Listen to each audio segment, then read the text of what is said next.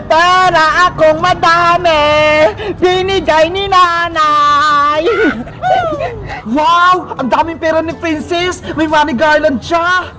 Bayang butike, nakikita mo ba to? May pera ako! Gusto mo? Bilangin ko pa? 1,000, 2,000, 3,000, 4,000! Bigay sa akin to ni nanay! Ang yabang mo naman, Princess! Wala ka namang medal sa school ah! Bakit meron kang pera? Kasi, sabi ko kay nanay, gagalingan ko na mag-aral pag grade 4 na ako. Magkakaroon ako ng maraming medal, kaya binigyan niya ako ng 4,000. Sana all. Ako nga, wala binigay si nanay eh, kahit third honor ako. Gusto mo din ba ng pera, Boyong? Bigyan kita. Sige, Princess, bigyan mo din ako ng pera, 1,000 ah. Ano? 1,000? Ang laki naman, hindi pwede no? Eh, magkano bibigay mo sa akin? Ito ha, piso, pambili mo ng candy. Piso lang? Ay aba, nagreklamo ka pa? Mabuti nga bibigyan kita eh. Ang damot mo naman, Princess. Akala ko, bibigyan mo ko ng maraming pera. Ano, kukunin mo ba to? O hindi? Akin na, sayang din yan. Pambili ko ng lollipop. Ops, bago ko ibigay sa'yo to, sabihin mo muna, please, master, bigyan mo ako ng piso.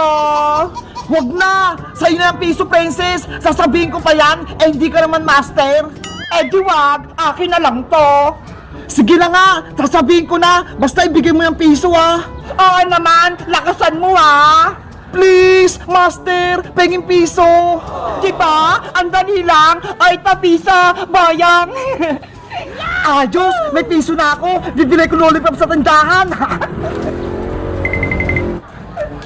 Pabili po! Ang saya-saya ko ha! Pakikita ko pa sila, Beba! Meanwhile.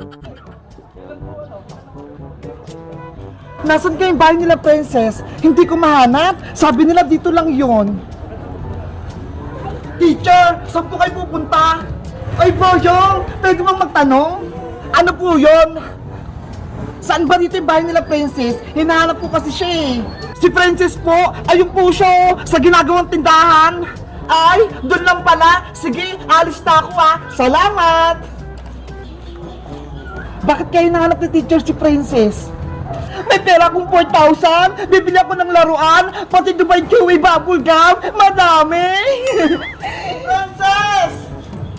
Hala si teacher, ano kayang sadya niya? Baka bibigyan niya ako ng medal? Teacher, nandito pa ako! Princess, may sasabihin ako sa yung importante. Ano po yan? Ikinalulungkot kong ibalita, ang final grades mo ay sobrang baba. Ikaw hindi nakapasa.